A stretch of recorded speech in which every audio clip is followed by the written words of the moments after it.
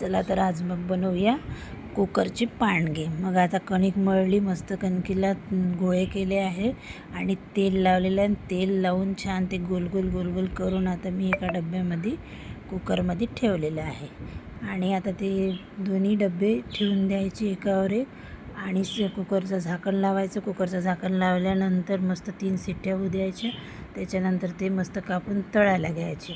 तळायला घेतल्यानंतर ते मस्त कुरकुरीत आणि व्यवस्थित तळणं झाल्यानंतर एका झाकणीमध्ये मस्त काढून घ्यायचे।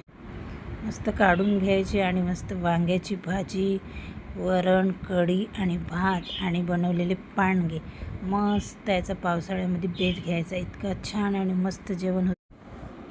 चला तर आज मग बनवूया कुकरची पाणगी। मग आता कणिक मळली, मस्त कणकीला गोळे केले आहे आणि तेल लावलेलं आहे। तेल लावून छान ते गोल गोल गोल गोल करून आता मी एका डब्यामध्ये कुकरमध्ये ठेवलेलं आहे।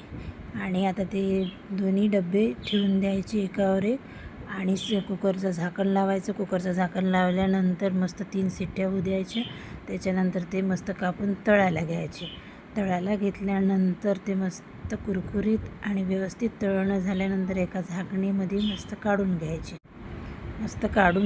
आणि मस्त वांग्याची भाजी, वरण, कढी आणि भात आणि बनवलेले पाणगे मस्त याचा पावसाळ्यामध्ये बेत घ्यायचा। इतका छान आणि मस्त जेवण होतं।